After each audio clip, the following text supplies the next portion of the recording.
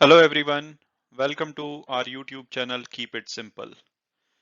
आज के वीडियो में हम डिस्कस करेंगे आईडीएफसी फर्स्ट बैंक के बारे में। अगर आप इसके इन्वेस्टर हैं, इसमें आप ट्रेड करते हैं या इवन आपका अकाउंट इस बैंक में है, तो आई एम श्योर कि आपकी रातों की नींद हराम हो रखी होगी कि हो क्या रहा है आईडीएफसी फर्स्ट बैंक में। ये शेयर जो कुछ महीने पहले ऑलमोस्ट 70 रुपीज टच कर रहा था, आज 40 रुपीज के आसपास आ गया है। और सुना है कि वोडाफोन इनके पैसे नहीं दे रहा है, तो वोडाफोन क्या करने वाला है? ये बैंक बंद तो नहीं हो जाएगा? तो बहुत सारे सवाल होंगे आपके मन में। आज हम डिस्कस करेंगे और हम जानने की कोशिश करेंगे कि क्या चल रहा है और आगे का रास्ता इस बैंक के लिए क्या होगा। चलिए आगे बढ़ते हैं। तो सबसे पहले हम कंपनी के बारे में बात करेंगे और बैंक के बारे में मतलब बात करेंगे कि ये है क्या। तो ये एक प्राइवेट बैंक है। 2015 तक एक कंपनी होती थी आईडीएफसी, जो कि इंफ्रास्ट्रक्चर प्रोजेक्ट को फाइनेंसिंग करती थी। तो ये उससे डीमर्ज होके एक अलग से उन्होंने अपना बैंकिंग सेगमेंट बनाया था और ये प्राइवेट सेक्टर में आए थे और उसके बाद इन्होंने रिटेल सेगमेंट को डेवलप किया है। तो आज की डेट में इनके पास कॉर्पोरेट लोन्स तो हैं ही हैं, रफली 35-36%। उसके अलावा इनके पास बहुत सारे रिटेल अकाउंट्स भी हैं, जिसमें कि ये होम लोन्स देते हैं, लोन्स अगेंस्ट प्रॉपर्टी देते हैं, consumer loans, auto loans, corporate का आई मीन क्रेडिट कार्ड्स। तो ये सब सर्विसेज ये प्रोवाइड करते हैं। तो अगर इनकी मार्केट कैपिटलाइजेशन को देखा जाए तो 26,000 करोड़ है। ये एक मिड कैप बैंक है और मिड कैप कंपनी है, जो कि अगर रैंक देखी जाए मार्केट कैपिटलाइजेशन के अकॉर्डिंग तो 170th नंबर में आती है इंडिया में। मार्केट शेयर इसका भी काफी कम है, 2.9%, क्योंकि बैंकिंग सेगमेंट में बड़े बड़े player HDFC bank, Kotak bank, ICICI bank हैं। तो ये एक नया प्लेयर है जो कि ग्रो कर रहा है। और इसके अलावा अगर इसके शेयर होल्डिंग पैटर्न की बात की जाए तो शेयर होल्डिंग पैटर्न में प्रमोटर के पास 37% है और रिटेल के पास भी उतना ही शेयर है, 37%। इसके अलावा बाकी जो बच जाता है 25% के आसपास, वो foreign institutional investor, mutual fund और अदर डोमेस्टिक इंस्टीट्यूशंस के पास है। तो इस पैटर्न में अच्छी बात ये है कि कोई प्रमोटर होल्डिंग प्लेज्ड नहीं है। एफआईआई एफआईआई लगातार अपनी स्टेक बढ़ा रहा है इसके अंदर। और अगर चिंता की बात है तो प्रमोटर थोड़ी सी अपनी होल्डिंग कम कर रहे हैं। पिछले 3 से 6 महीने में उन्होंने अपनी होल्डिंग को कम किया है और अब जैसे कि आरबीआई ने अलाउ किया है कि आईडीएफसी जो कि इनका प्रमोटर है, वो लोग अपना स्टेक हटा सकते हैं, तो और प्रमोटर होल्डिंग कम होगी और इसके बाद वो शेयर किसके पास जाता है ये देखेंगे। But overall share holding pattern ठीक ही है। और अगर अब राइट साइड में हम अगर इसके फाइनेंशियल्स की बात करें, तो मैं बहुत ज्यादा डिटेल में नहीं जाऊंगा नंबर्स में, क्योंकि हमारा उद्देश्य है कि कीप इट सिंपल। तो इसमें अगर आप इसका रेवेन्यू देखें तो लास्ट 2 साल में रेवेन्यू 1,000 करोड़ से बढ़ा है। ये सारे नंबर करोड़्स में हैं, जो भी फाइनेंशियल नंबर्स हैं। और अगर इसकी नेट इनकम भी देखो, जो कि दिसंबर 19 तक हमेशा लॉस में होती थी हर क्वार्टर में, उसके बाद इन्होंने 5 क्वार्टर में कंसिस्टेंटली प्रॉफिट दिया है और ये लगातार बढ़ रहा था क्वार्टर बाय क्वार्टर। और दिसंबर और मार्च में सेम था। लेकिन इस क्वार्टर में फिर दोबारा इनको लॉस हुआ है अराउंड 630 मिलियंस का। और उसके पीछे का कारण है कि इन्होंने अपनी कोविड की वजह से काफी सारे रिस्क में चले गए हैं इनके कुछ लोन्स, तो उसकी प्रोविजनिंग की, जो कि बैंक के हिसाब से बहुत ही ज्यादा वो स्ट्रिक्ट प्रोविजनिंग करते हैं ताकि कोई भी रिस्क उनका छूट ना जाए। तो उसकी वजह से उनको अराउंड 1879 मिलियन की प्रोविजनिंग करनी पड़ी, जिसकी वजह से उनका प्रॉफिट कम आ गया। लेकिन अगर प्रोविजनिंग से पहले अगर हम बात करें तो इनका प्रॉफिट 600 करोड़ था। अ, लेकिन स्टिफ प्रोविजनिंग की वजह से वो थोड़ा कम हो गया। तो ये कंपनी के बारे में था। अब हम बात करते हैं असली मुद्दे की कि अभी क्या प्रॉब्लम चल रही है। तो उसके लिए अगर हम देखें तो पहले पहले तो हम इनके जो लेटेस्ट फर्स्ट क्वार्टर के फाइनेंशियल रिजल्ट्स आए हैं, हम क्विकली उसके बारे में बात करेंगे कि उसमें पॉजिटिव क्या है।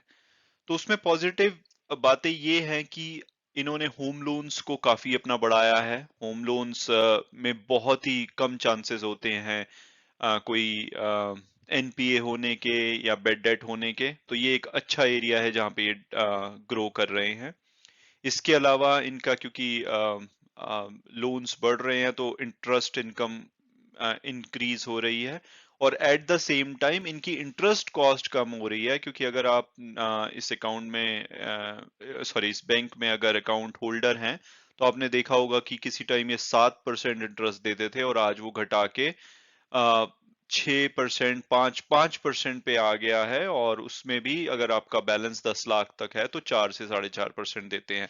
तो ओवरऑल इन्होंने स्मार्टली शुरू में अट्रैक्ट करने के लिए कस्टमर को 7% इंटरेस्ट दिया, और उसके बाद से अब ये लगातार उसको कम कर रहे हैं, जो कि जाहिर है क्योंकि और बैंक्स इतना नहीं दे रहे हैं तो कॉम्पिटिटिव होने के लिए वो करना पड़ेगा। लेकिन ये अब उनको हेल्प कर रहा है अपनी इंटरेस्ट कॉस्ट को कम करने में। इसके अलावा उन्होंने क्योंकि अपनी मेजॉरिटी ऑफ द कैश वो डिपॉजिट से ही जनरेट कर रहे हैं, तो एक्सटर्नल बोरोइंग को रिड्यूस कर रहे हैं जो कि एक्सपेंसिव होती हैं। कलेक्शन बढ़ा है और ये प्री कोविड लेवल पे आ गया है। जो इनकी जो मेन प्रॉब्लम थी कॉरपोरेट अकाउंट, जैसे कि इनके बड़े बड़े इंफ्रास्ट्रक्चर जो कि लेगेसी इनके असेट्स थी, उसमें बहुत ज्यादा बेड डेट होता था। तो अभी देखा गया है कि कोई भी लास्ट 2.5 ईयर से कोई भी नया कॉर्पोरेट अकाउंट एसएमए वन में नहीं गया है। एसएमए वन क्या होता है? Special mention account one. इसका मतलब है कि कोई भी अकाउंट में 31 दिन से 60 दिन तक का देरी नहीं हुई है उसकी इंस्टॉलमेंट पे करने में।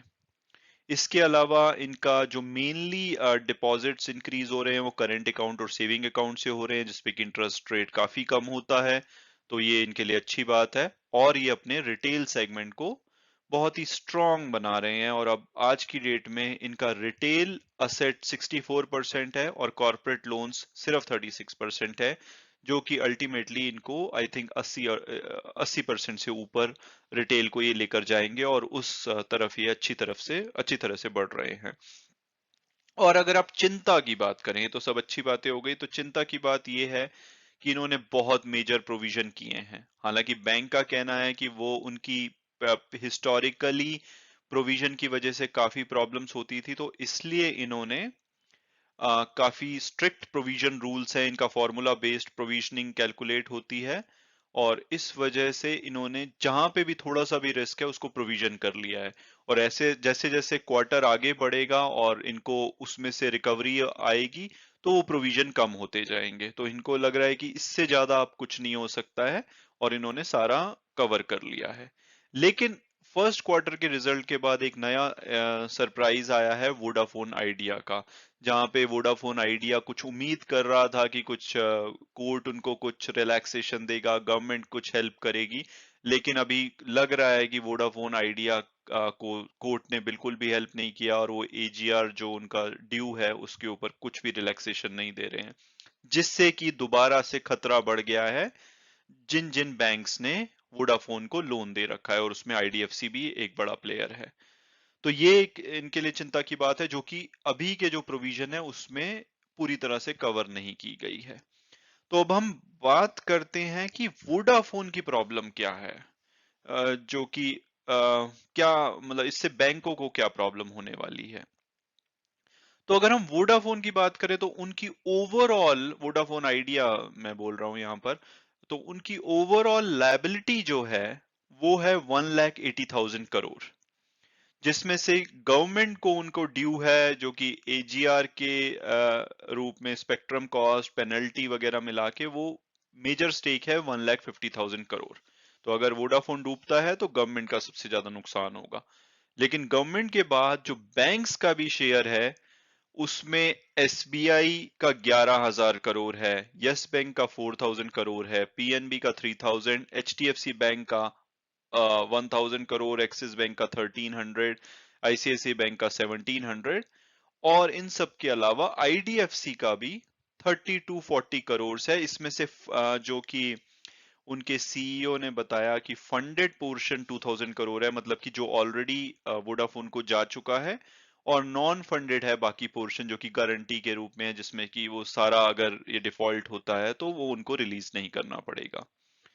तो ये सब तो हो गया यहाँ पे लायबिलिटी। अब आप सोचेंगे कि यार परेशान तो एसबीआई को होना चाहिए कि वो 11,000 करोड़ दे के बैठा है, और वो आईडीएफसी तो नहीं इतना बड़ा एक्सपोजर लग रहा है उसका देखने से। लेकिन अगर हम देखें कि ओवरऑल लोन का परसेंटेज, तो सब बैंक्स का लेस देन 1% है, और लेस देन रादर 0.5% है।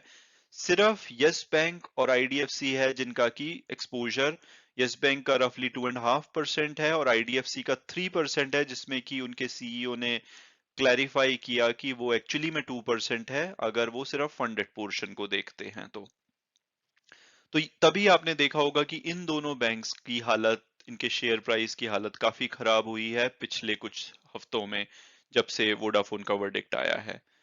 तो ये सब है वोडाफोन के ओवरऑल एक्सपोजर की कहानी। अब अब मेन बात है कि ये तो हो गया कि ये तो सब प्रॉब्लम है, अब सोल्यूशन क्या है? सोल्यूशन आईडीएफसी के लिए क्या हो सकता है? पहले पहले तो ये सब बैंक मिलकर गवर्नमेंट से बात कर रहे हैं और वो उम्मीद कर रहे हैं कि गवर्नमेंट कुछ ना कुछ सोल्यूशन जरूर निकालेगी यहाँ पे। बट गवर्नमेंट क्यों निकालेगी सोल्यूशन? गवर्नमेंट को क्या पड़ी है सोल्यूशन निकालने की? तो उसका सबसे बड़ा कारण है कि डुओपोली। आज की डेट में टेलीकॉम में सिर्फ 3 प्लेयर हैं, जियो, एयरटेल और वोडाफोन। और अगर वोडाफोन आइडिया बंद हो जाता है तो सिर्फ 2 प्लेयर रह जाएंगे। उससे जनरल पब्लिक को भी प्रॉब्लम होगी कि कल को वो आपस में मिलके प्राइजेस बढ़ा सकते हैं, सर्विसेज इंपैक्ट कर सकते हैं, और ये एक ऐसा सेक्टर है जिसमें कि आपको फोन चाहिए ही चाहिए, तो आप ऐसा भी नहीं कर सकते कि उनको पेनलाइज कर सकते हो, आप उन पे डिपेंडेंसी बहुत ज्यादा बढ़ जाएगी। तो गवर्नमेंट कुछ ना कुछ सोचेगी कि क्या हम 2 प्लेयर्स के साथ रहना चाहते हैं या कम से कम 3 प्लेयर्स होने चाहिए, क्योंकि ये एक ऐसा एरिया है जहाँ पे कोई नया प्लेयर का भी आना बड़ा मुश्किल है। दूसरा रीजन गवर्नमेंट के पास है कि भाई अगर वोडाफोन बंद हो जाता है तो उनके 1,50,000 करोड़ का क्या होगा? अगर वो चलता रहता है तो, अगर कुछ कमाता रहता है तो कुछ ना कुछ तो वापस आएगा। टाइम लगेगा लेकिन कुछ ना कुछ करके तो वापस आएगा। तो ये भी एक रीजन है।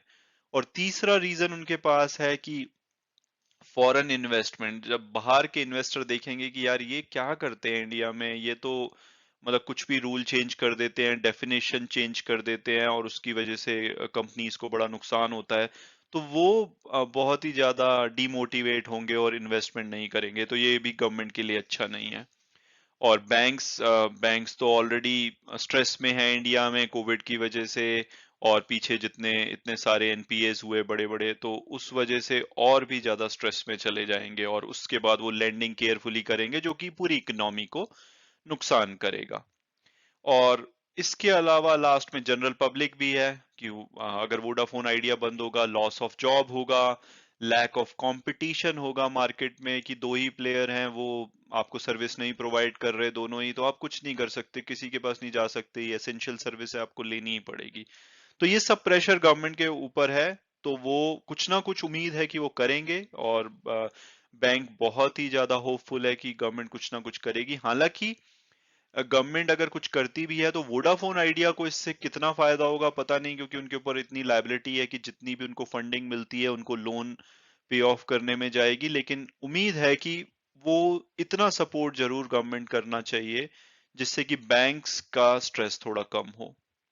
और अगर गवर्नमेंट कुछ नहीं करती है तो दूसरी ऑप्शन इनके पास है कि ये कोर्ट में जाएं और वोडाफोन को बैंकरप्ट करार करने के लिए कोशिश करें, और एक नया बायर लेकर आए और उससे पैसे रिकवर करें। बट ये ऑप्शन ज्यादा अच्छी लगती नहीं है, क्योंकि आज की डेट में इतना ज्यादा उनके ऊपर ड्यू है कि कोई भी नया बायर इसमें इंटरेस्टेड नहीं होगा, और टेलीकॉम सेक्टर कोई बहुत ही ज्यादा अच्छा नहीं कर रहा है, तो मुझे नहीं लगता है कि ये एक अच्छी ऑप्शन होगी। थर्ड ऑप्शन बैंक्स के पास है कि भाई जो उनकी डेट है, जो उन्होंने इनको लोन दिया हुआ है, उसके बदले में उसको इनकी इक्विटी ले ले, कि अभी 72% शेयर कुमार मंगलम बिरला और वोडाफोन यूके के पास है। उनसे कहें कि भैया तुमसे नहीं चल रही है कंपनी, हमें हमें अपनी इक्विटी दे दो डेट के बदले में, और उसके बाद हम इसको एक नया कोई इसके लिए कोई प्लेयर ढूंढेंगे, नई लीडरशिप ढूंढेंगे जो कि इस कंपनी को अच्छे से चला सके। जो कि यस बैंक के केस में किया गया था, वहां पे भी यही प्रॉब्लम थी, तो उन्होंने एक नई मैनेजमेंट चूज करी और वो अब थोड़ा सा रिकवरी की तरफ है। तो वो भी एक ऑप्शन है, लेकिन उसके लिए भी अभी बैंक्स आपस में मिल रहे हैं, लेकिन they are not serious about it, but that could be one of the option. और लास्ट ऑप्शन, अगर कुछ भी नहीं होता है, तो इन बैंक्स को क्या करना पड़ेगा कि ये पूरा का पूरा असेट राइट ऑफ करना पड़ेगा, जो कि सबसे बड़ी चिंता है, जिसकी वजह से कि शेयर प्राइस कम हो रहा है। तो उसमें इनके सीईओ का ये मानना है कि भाई अगर हमें ऐसा करना भी पड़ता है, तो ओवरऑल 2000 करोड़ है जो कि हमें राइट ऑफ करना पड़ेगा। लेकिन हमारी उसके बाद भी ऐसा नहीं है कि बैंक की हालत बहुत ही पतली हो जाएगी। हाँ, प्रोविजन बढ़ेंगे, थोड़ा सा नुकसान होगा, लेकिन कैपिटल एडिक्वेसी रेशो होती है कि कितनी कैपिटल है बैंक के पास अपनी रिस्क वेटेड असेट्स को कवर करने के लिए। और रिस्क वेटेड असेट्स कैलकुलेट होता है कि हर टाइप की असेट देखी जाती है कि कितनी सिक्योर्ड है, कितनी अनसिक्योर्ड है, अनसिक्योर्ड पे ज्यादा परसेंटेज उनका रिस्क में आता है। तो ये सब करके जो कैलकुलेट होता है, तो इनकी कैपिटल ये बेसल 3 नॉर्म्स के हिसाब से 8% से ऊपर होना चाहिए, जबकि नॉर्मली माना जाता है कि अगर ये 12-13% से ऊपर है तो अच्छा है। तो ये 15% है, आज की डेट में 15.6% है, जो कि इनके सीईओ का मानना है कि अगर वर्स्ट केस सिनारियो में हम अगर हमें राइट ऑफ करना पड़े, तब भी ये 13% तक जाएगी, 13 पॉइंट सम परसेंटेज रहेगी। तो तब भी ये रिक्वायर्ड रिक्वायर्ड परसेंटेज से बेटर होगी, और वो केस होना नहीं चाहिए। तो वर्स्ट केस सिनारियो में भी ऐसा कुछ नहीं है। तो ओवरऑल ये ओपिनियन है, मेरी पर्सनल ओपिनियन ये है कि वोडाफोन का एक्सपोजर है, बट अगर वर्स्ट केस सिनारियो भी देखे तो बिल्कुल ऐसा नहीं है कि end of the world for IDFC bank. और ओवरऑल अदर देन वोडाफोन, वो काफी अच्छी ग्रो कर रहे हैं। कोविड वगैरह की जितनी भी मेजर प्रॉब्लम्स थी वो सॉर्ट आउट हो रही हैं, इंटरेस्ट कॉस्ट कम हो रही है।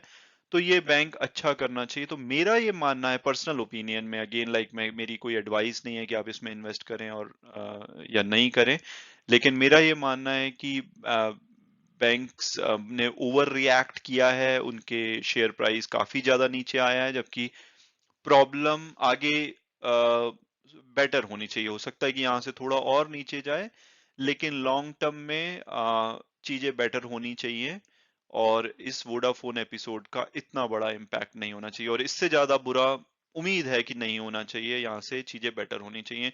तो ये एक अपॉर्चुनिटी भी है, हो सकती है कि आप शेयर प्राइस ऑलमोस्ट 70 से 40 पे आया हुआ है, जो कि आप कह सकते हैं कि रफली 40% नीचे गिरा हुआ है, तो हम लोग यहाँ पे इन्वेस्ट कर सकते हैं। तो ये एक मेरा पर्सनल ओपिनियन है, तो मुझे नहीं लगता है कि ये आईडीएफसी के लिए एंड ऑफ द रोड है। तो ये एक डिटेल्ड वीडियो था जिसमें कि हम लोग डिस्कस करना चाहते थे कि क्या प्रॉब्लम चल रही है आईडीएफसी बैंक के साथ। तो that's it. Thank you so much for watching and God bless you all.